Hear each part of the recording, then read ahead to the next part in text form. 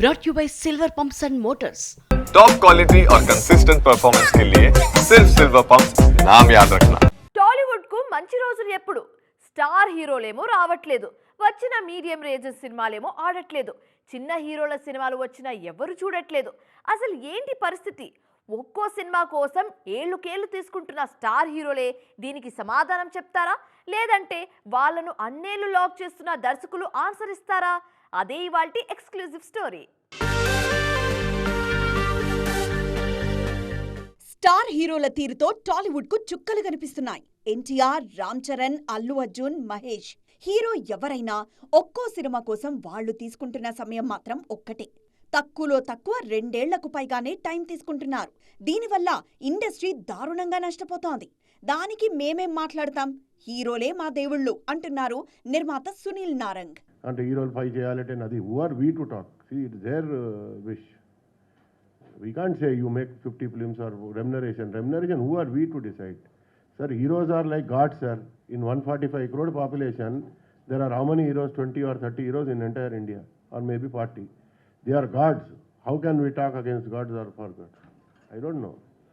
All these topics should not come, I think, and better we are having a good celebration time that new body has selected. Let us talk about the body and future aim cheyale. Star హీరోలు రాకపోతే రాకపోయారు, కనీసం medium range హీరోలైనా regular గా వస్తారనుకుంటే అదీ లేదు.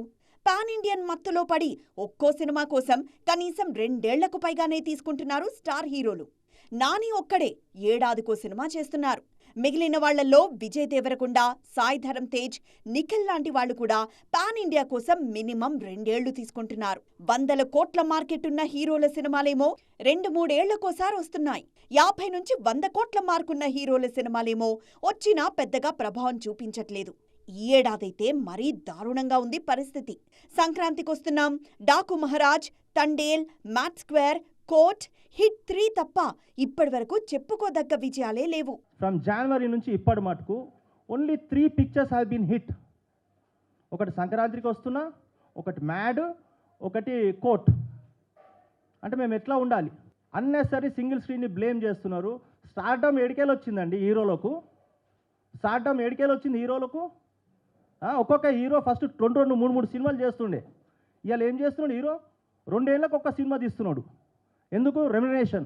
Pan Indian market మంచిదే, కానీ దాని మత్తులోనే హీరోలంతా ఉంటే పరిస్థితులు ఇదిగో ఇలాగే దారుణంగా ఉంటాయంటున్నారు నిర్మాతలు కూడా. పెద్ద హీరోలు రాక, మీడియం రేంజ్ హీరో లేక, చిన్న సినిమాలొచ్చినా ఆడక అగమ్యగోచరంగా మారింది టాలీవుడ్ పరిస్థితి. ఇది మారాలంటే హీరోలు వేగం పెంచాల్సిందే. ఏడాదికి కనీసం ఒక్క సినిమా అయినా చేయాల్సిందే. సినిమా థియేటర్స్కి సినిమాలు వస్తలేవు, రాకపోతే సింగిల్ స్క్రీన్స్ మేము ఎట్లా నడిపించాలి?